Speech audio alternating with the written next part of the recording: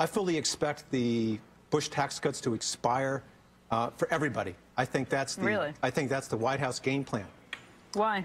I don't think there's going to be a deal with this Congress on taxes before the year is out. So I think they're going to expire for everybody, and that's going to create a $427 billion fiscal hole going into next year, and that's going to be that's almost 3% of GDP. Do wonders for the deficit, though, Howard. Well, that's if you're the White House, you've got a deficit control. You know, if they look in 10-year numbers, that's times 10, that's a $4 trillion improvement on the deficit. And then they can blame the Republicans for the taxes that are going to be raised on the 99%. It's their fault, not our fault. But cut the deficit. But cuts the deficit. So I think that's the game plan, but I think it's going to be a headwind to the economy and for the stock market. When the stock market starts to focus on 2013 and another 4 or 5 months, you got to think about that. But all that, that entire narrative depends on November. I mean, it's all dependent on what happens in November. Well, yes and no, because regardless of what happens in November, we're going to run through the end of the year, and those tax cuts are going to expire. So it's going to take. You don't think there'd be a temporary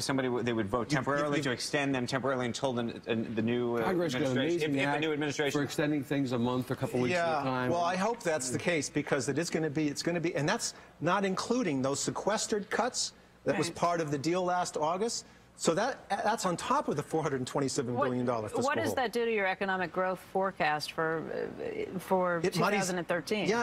It raises a real question about how much conviction you want to have about 2013. Now, nobody's expecting that to be a terrific year right now, but the market's sort of looking for 7% growth in earnings at the moment.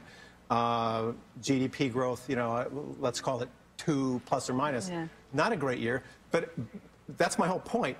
If you take not a great year and you throw a big fiscal headwind into it, all of a sudden, you know, things get a little bit less pleasant. Doesn't mean the stock market has to go down. I think stocks are demonstrably undervalued.